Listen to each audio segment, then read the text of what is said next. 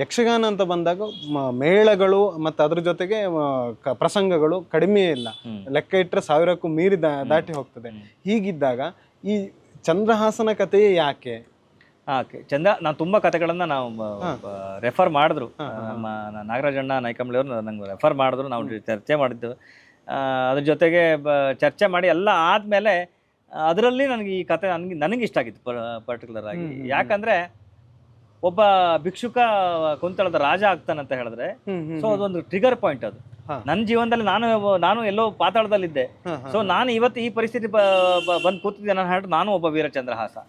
ಯಾರ್ಯಾರು ಅವ್ರವ್ರ ಜೀವನದಲ್ಲಿ ಅಚೀವ್ಮೆಂಟ್ ಮಾಡಿ ಒಂದು ಪ್ಲೇಸ್ಮೆಂಟ್ ಬಂದು ಕೂತಿದ್ದಾರೋ ಕಷ್ಟದಲ್ಲಿ, ಅವರೆಲ್ಲರೂ ಒಂದು ವೀರಚಂದ್ರಹಾಸನೇ ಅಂತ ನನ್ನ ಲೆಕ್ಕದಲ್ಲಿ. ಈ ಕತೆ ನನಗೆ ತುಂಬಾ ಟ್ರಿಗರ್ ಮಾಡ್ತು. ಯಕ್ಷಗಾನದಲ್ಲಿ ಇದನ್ನ ಶೃಂಗಾರ ರಸವಾಗಿ ತೋರಿಸಿದ್ದಾರೆ. ಯಕ್ಷಗಾನದಲ್ಲಿ ಏನ್ ನಡೀತಾ ಇದೆ ಶೃಂಗಾರ ರಸ ತೋರಿಸಿದ್ದಾರೆ, ಅದ್ ನಾನು ಇಲ್ಲ ಅಂತ ಹೇಳ್ತಾ ಇಲ್ಲ. ಬಟ್ ಉಳಿದ ಕಡೆ ಹರಿಕಥೆಯಲ್ಲಿ ಆಗಿರ್ಲಿ, ಅದಾದ್ಮೇಲೆ ರಾಜ್ಕುಮಾರ್ ಅವ್ರು ಸಿನಿಮಾ ಮಾಡಿದಂತ ಚಂದ್ರಹಾಸರ್ ಕಥೆಯಲ್ಲಾಗಿರ್ಲಿ, ಅದಾದ್ಮೇಲೆ ಹಿಸ್ಟ್ರಿಯಲ್ಲಿ ಬಂದಂತ ಪುಸ್ತಕಗಳಲ್ಲಿ ಇರುವಂತ ಕಥೆಗಳಾಗಿರ್ಲಿ, ಇದರಲ್ಲೆಲ್ಲದೂ ಒಂದಿಷ್ಟು ವೀರತ್ವ ಪಾಯಿಂಟ್ಗಳನ್ನ ಹೇಳಿದ್ದಾರೆ.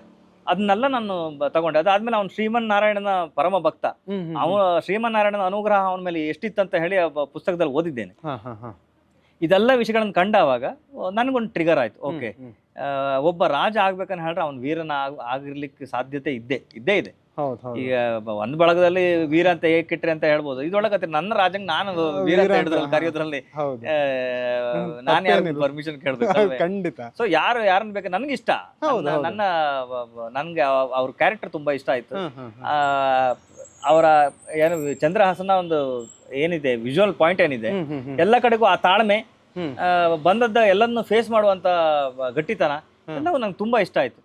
ಇದರಲ್ಲಿ ಜೈಮಿನಿ ಭಾರತದ ಇದರಲ್ಲಿ ಒಂದು ಟಾಪಿಕ್ ನಂಗೆ ತುಂಬಾ ಈ ಕತೆ ಟ್ರಿಗರ್ ಆಗಿದೆ ನಮ್ಗೆ ಅಲ್ಲಿಂದ.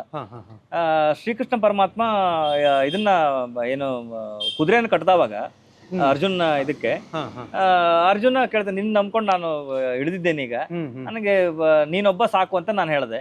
ಈಗ ನನಗೆ ಸೈನ್ಯ ಎಲ್ಲಿದೆ ಅಂತ ಕೇಳಿದಾಗ ಶ್ರೀಕೃಷ್ಣ ಪರಮಾತ್ಮ ಅರ್ಜುನ್ಗೆ ಹೇಳ್ತಾನೆ, ನಿನ್ಗೆ ಯಾಕೆ ನಿಮ್ ಸೈನ್ಯ ತೋರಿಸ್ತೀನಿ ನಾನು, ನಿಮ್ ಸೈನ್ಯ ಬೇಕಲ್ವಾ ನಾನು ಕೊಡ್ತೀನಿ ಅಂತ ಹೇಳಿ ಯುದ್ಧದ ಬಿಫೋರು ಇಲ್ಲಿಗೆ ಗುಡ್ಡಕ್ಕೆ ಬಂದು ಕುಂತಳದನ್ನು ತೋರಿಸ್ತಾನೆ. ಅರ್ಜುನ ನೋಡಿ ಶಾಕ್, ಇದು ಯಾವ ರಾಜ್ಯ ಇದು, ಈ ತರದ ವೈಭವದಲ್ಲಿದೆ, ಯಾರು ಇಲ್ಲಿಗೆ ರಾಜ ಅಂತ ಕೇಳಿದವಾಗ ಈ ತರ ಚಂದ್ರಹಾಸ ಅಂತ.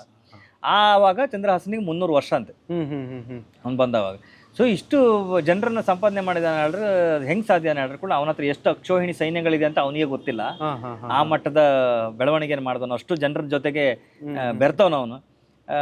ಈಗ ನಿನಗೆ ಸೈನ್ಯ ಕೊಡ್ಲಿಕ್ಕೆ ಅವನೇ ದಾರಿ ಅಂತ ಹೇಳಿದ್ಕೊಂಡು ಅರ್ಜುನ್ ಹೇಳ್ತಾನೆ, ಇಲ್ಲ ಕೃಷ್ಣ, ನಾನು ಅಲ್ಲಿ ಹೋಗೋದಕ್ಕಿಂತ ಮೊದಲು ಅವ್ನ ಕತೆ ಕೇಳ್ಬೇಕು, ನಾನು ಅವನು ಹೇಗಿದ್ದ, ಹೇಗಾಯ್ತು, ಇದೆಲ್ಲ ಹೇಗಾಯ್ತು ಅಂತ ನಾನು ಕತೆ ಕೇಳಬೇಕು ಅಂತ ಹೇಳಿದ್ರೆ ಕತೆ.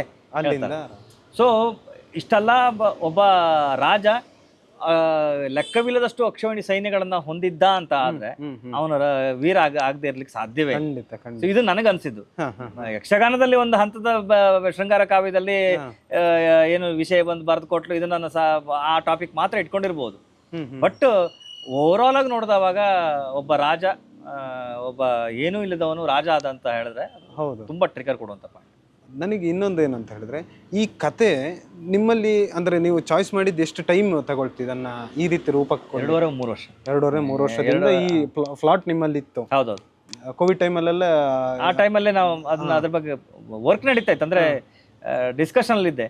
ಯಾವಾಗ ನಾಗರಾಜಣ್ಣ ಸಿಕ್ಕರು ಆವಾಗ ಅದ್ರ ಬಗ್ಗೆ ಸುದೀರ್ಘವಾದ ಚರ್ಚೆ ಆಗ ಸ್ಟಾರ್ಟ್ ಆಯ್ತು. ಸೊ ಬೇಕು ಬೇಡ, ಹೌದು ಅಲ್ಲ, ಇವೆಲ್ಲ ಏನು ಚರ್ಚೆಗಳು ನಡೀತಾ ಇತ್ತು, ಅದೆಲ್ಲ ಒಂದು ದಾರಿ ಆಯ್ತು.